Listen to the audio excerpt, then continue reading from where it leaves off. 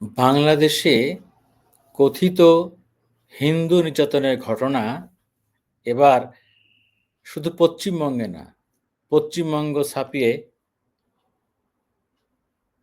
নয়াদিল্লিতে গিয়ে ঠেকেছে। আগামী 10ই ডিসেম্বর বিশ্ব মানবাধিকার দিবসে নয়াদিল্লিস্থ বাংলাদেশ হাই কমিশন ঘেরাও করার কর্মসূচি দিয়েছে আরএসএস। আরএসএস বললেই সবাই এক নামে চেনে, রাষ্ট্রীয় স্বয়ংসেবা সংঘ। এই সংগঠনটি একটি উগ্রবাদী সংগঠন হিসেবে পরিচিত। ক্ষমতাসীন বিজেপির একটি দলের আধ্যাত্মিক গুরু সংগঠন। তারা এবার বাংলাদেশে কথিত হিন্দু নির্যাতনের ধোঁয়া তুলে প্রতিবাদ জানিয়ে বিশাল তারা ঘেরাও কর্মসূচি তারা ঘোষণা করেছে সংবাদ সম্মেলন করে। খবরটি আমি কিছুক্ষণ আগে দেখলাম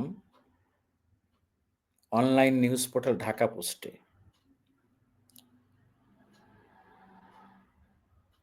শিরোনাম হচ্ছে, দিল্লিতে বাংলাদেশ হাই কমিশন ঘেরাওয়ের ঘোষণা আরএসএস এর। আমি একটু রিপোর্টটা একটু পড়ি।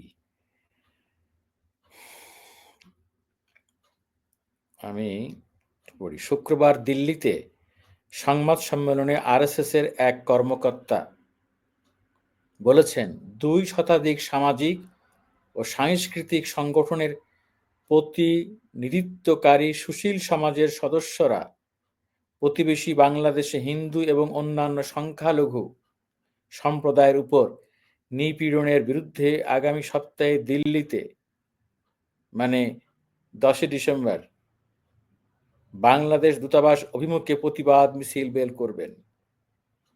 সংবাদ সম্মেলনে আরএসএস এর দিল্লি শাখার গণমাধ্যম ও যোগাযোগ বিভাগের সহপ্রধান রজনীশ জিন্দাল বলেছেন, আন্তর্জাতিক মানবাধিকার দিবসের দিন আগামী 10ই ডিসেম্বর দিল্লির নাগরিক সমাজের ব্যানারে বাংলাদেশ দূতাবাসে পদযাত্রা অনুষ্ঠিত হবে।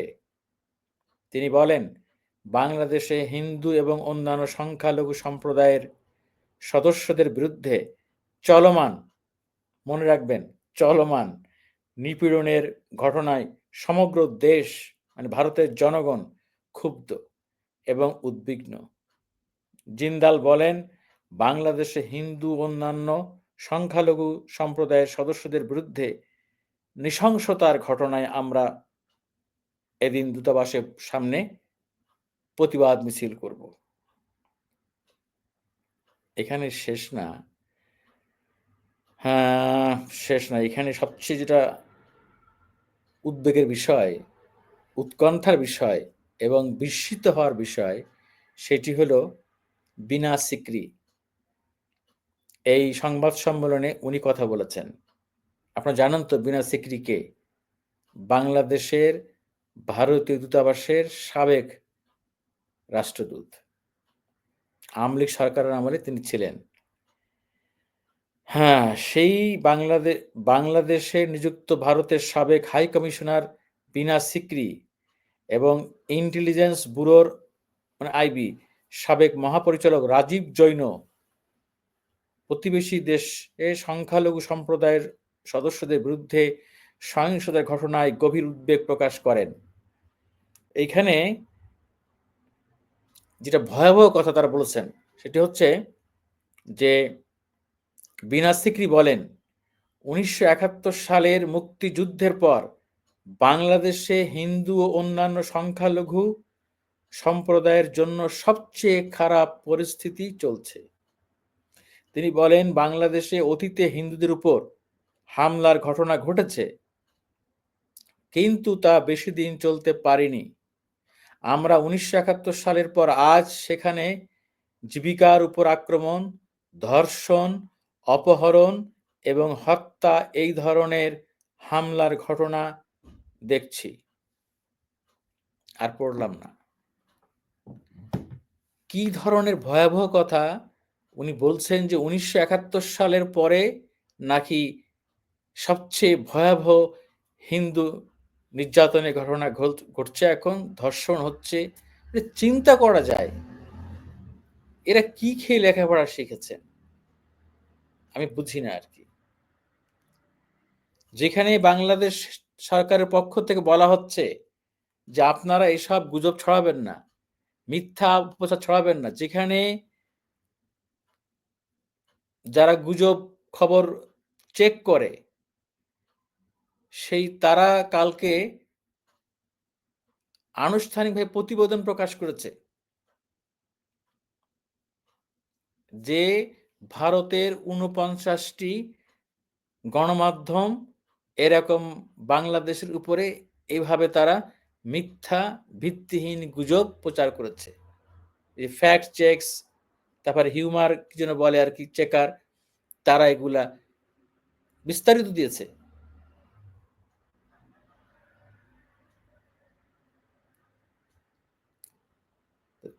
এর পরেও এবং বাংলাদেশে হিন্দু, বৌদ্ধ, খ্রিস্টান ঐক্যফ্রন্ট তারা সংবাদ সম্মেলন করে বলেছে যে যেই সব খবর প্রচার করা হচ্ছে ভারতীয় গণমাধ্যমে এবং বিজেপির পক্ষ থেকে তার কোনো ভিত্তি নেই। তারা এগুলো বলে আরো বাংলাদেশে বসবাসরত হিন্দুদের বিপদে ফেলছেন। আমি বুঝি না কি কারণে। এবার তো প্রমাণ হয়ে গেল, কিন্তু আগে তো বলা হচ্ছে শুভেন্দু অধিকারী পশ্চিমবঙ্গে ভোটের জন্য এটা করছে, যে পশ্চিমবঙ্গে মমতাকে হারিয়ে আগামীতে তাকে বিজেপির আসন বাড়াইতে হবে, সেই জন্য সে এই বাংলাদেশের এই হিন্দু মুসলিম দাঙ্গা বাধাই দিতে চায় এবং এই মিথ্যা প্রপাগান্ডা করে সে পশ্চিমবঙ্গের হিন্দুদেরকে উস্কে দিতে চায় এবং মমতার কাছ থেকে হিন্দু ভোট দিয়ে ভোট আরো তিনি কাছের ওনার পক্ষে নিয়ে আসতে চান। ভাবেন কতখানি নোংরা হলে যার সত্যতা নেই নাকি ধর্ষণ হচ্ছে, ওদিকে বলছে হিন্দু নিধন হচ্ছে। আমি তো মনে করি যে বাংলাদেশে যারা হিন্দু ভাই বোনেরা আছেন তারাও লজ্জিত, বিব্রত, বিস্মিত হবেন। আমি একথা বলছি না যে কোনো ঘটনা একেবারেই ঘটেনি। আমি বলছি যে বিগত আওয়ামী লীগ সরকারের আমলেও যত হিন্দু সংখ্যালঘু নির্যাতনের ঘটনা ঘটেছে তার চেয়ে বহুগুণ কম ঘটেছে এই ৫ই আগস্টের পরে। এবং যে কয়েকটি ঘটনা ঘটেছে অবশ্যই ধর্ষণ তো অবশ্যই না, রাজনৈতিক কিছু হামলা হয়েছে ৫ তারিখের পরে, সেটি হিন্দু হওয়ার কারণে না, আওয়ামী লীগ করার কারণে, আওয়ামী লীগ করে ক্ষমতা অপব্যবহার করার কারণে। তারপরও বর্তমান সরকার আর বাড়তে দেয়নি। বাংলাদেশে হিন্দু হওয়ার কারণে বলা হচ্ছে কি শাখা সিঁদুর পড়তে পারতেছে না, জঘন্য মিথ্যাচার।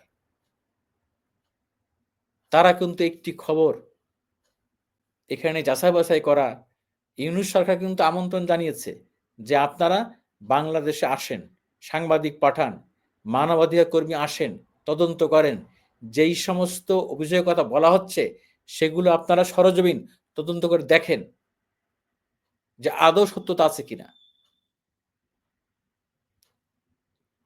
কিন্তু আসল কথা হলো আমি মনে করি তারা জানে যে এগুলো ঠিক না।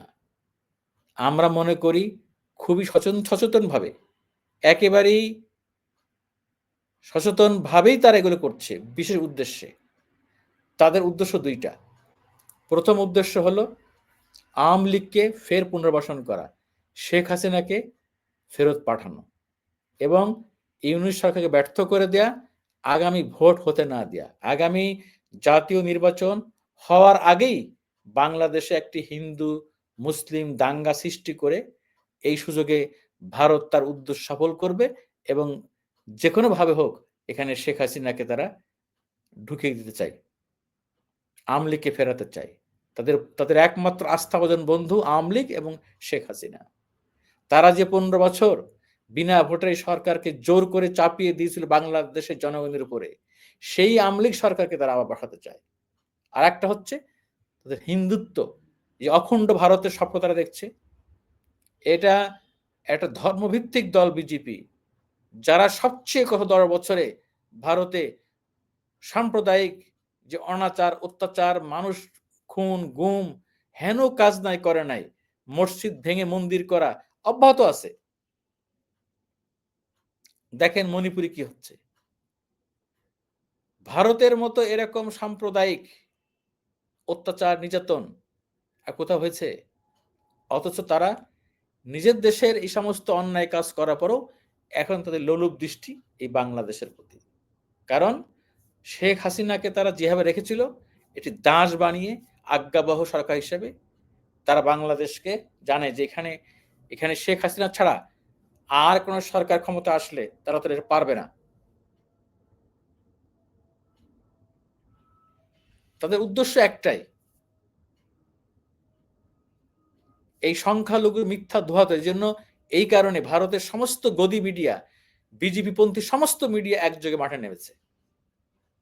এবং ভোটের জন্য দুঃখের বিষয়, একমাত্র রাজনৈতিক ভোটের জন্য আমাদের মমতা দিদি, ভারতের পশ্চিমবঙ্গের প্রধান মুখ্যমন্ত্রী, সেও কোন তদন্ত ছাড়াই বলে দিল বাংলাদেশে হিন্দু নির্যাতন হচ্ছে, এটা মানা যায় না, এবং এখানে শান্তিরক্ষী বাহিনী পাঠানোর জন্য। আহারে, আপনিও শেষ পর্যন্ত ওই বিজেপি ফাঁদে পা দিলেন ক্ষমতার জন্য, ভোটের জন্য। বরঞ্চ আপনার দাবি জানা উচিত ছিল যে আমরা ভারত থেকে বাংলাদেশে আমরা একদল সাংবাদিক পাঠাবো, মানবাধিকার কর্মী পাঠাবো। আপনাদের উচিত ছিল যে বাংলাদেশে আমাদের দিল্লির মানে বিজেপি সরকারের পক্ষ থেকে একটি প্রতিনিধি দল ভারতে যাক, তারা বাংলাদেশে যাক, বাংলাদেশে গিয়ে যে সমস্ত অভিযোগ উঠছে সেগুলো তারা তদন্ত করে দেখুক। আর বাংলাদেশ তো ওয়েলকাম করছে, আসেন আপনারা। অথচ তা না করে তারা প্রোপাগান্ডা করে যাচ্ছে প্রতিদিন, প্রতিনিয়ত। রিপাবলিক বাংলা তো একেবারে যাচ্ছে তাই, যা মন চাই বলছে। পারলে তারা ওখান থেকে এমনভাবে কথা বলে এবং এমন কিছু গেস্ট নিয়ে সাম্প্রদায়িক, যে পারলে তারা বাংলাদেশ দখল করে নেয়। তারা বলে দিচ্ছে যে আধা ঘন্টা লাগবে, 1 ঘন্টা লাগবে বাংলাদেশ দখল করে নিতে। কত বড় দুঃসাহস! একটা বাংলাদেশ স্বাধীন সার্বভৌম রাষ্ট্র, সেই দেশটিকে নিয়ে তারা প্রতিদিন উস্কানিমূলক বক্তব্য দিয়ে যাচ্ছে। তারা ফেনী দখল করে নেবে, চট্টগ্রাম দখল করে নেবে, চট্টগ্রাম, রংপুর, সিলেট। আসলে এগুলো কিছুই না। তাদের যে একে প্রাণ প্রিয় দল, তাদের প্রাণ প্রিয় নেত্রী, তাদের অকৃত্রিম বন্ধু শেখ হাসিনা ক্ষমতাচ্যুত হয়ে গেছে, এটি তারা মানতেই পারছে না। এই যন্ত্রণায় তারা ছটফট করছে। আমি বাংলাদেশে নিযুক্ত ভারতের সাবেক হাই কমিশনার বিনা সিকরির প্রতি যথেষ্ট সম্মান রেখে বলতে চাই, আপনি অন্তত এই অন্ধের মতো কথা বলবেন না। আপনার উচিত বাংলাদেশে একটি তদন্ত দল পাঠানোর জন্য দাবি জানানো। আপনার উচিত খোঁজ খবর নেয়া। প্রতিটি অভিযোগের, প্রতিটি যে সমস্ত খবর ছড়ানো হচ্ছে, আসলে খবর তো না, এগুলো হলো মতামত। মানে যা আপনারা মনে করতেছেন, ধারণ করতেছেন, সেটাকে খবর হিসেবে চালিয়ে দিচ্ছেন উদ্দেশ্যমূলকভাবে। তো আপনার উচিত হবে এই দাবি জানানো যে আমরা এসব খবর বিশ্বাস করব না, আমরা বাংলাদেশে একটি তদন্ত দল পাঠাবো। আর পাঠান, বাংলাদেশের সাংবাদিক পাঠান, ওয়েলকাম। কিন্তু এভাবে মিথ্যাচার করবেন না। এভাবে মিথ্যাচার করে আপনারা আপনাদেরকেই ক্ষতিগ্রস্ত করতেছেন। এরপরে যদি কখনো আপনারা সত্য কথাও বলেন, সেটিও মানুষ বিশ্বাস করবে না। আপনারা আমাদের প্রতিবেশী, প্রতিবেশীর মতো থাকেন। শত্রুতা আর বাড়াবেন না। চারিদিকে আপনারা শত্রু তৈরি করতেছেন। ভারত বিদ্বেষী তৈরি করতেছেন। ভারত বিদ্বেষী যেভাবে আপনারা তৈরি করছেন, এর জন্য আপনারাই দায়ী। শ্রীলঙ্কা দায়ী না, ভুটান দায়ী না, নেপাল দায়ী না। মালদ্বীপ দায়ী না, বাংলাদেশের নাগরিকও দায়ী না। আপনারা আপনাদের সমস্ত প্রতিবেশীকে ভারত বিদ্বেষী বানিয়ে ফেলেছেন। এটার পরিণতি কখনো ভালো হবে না।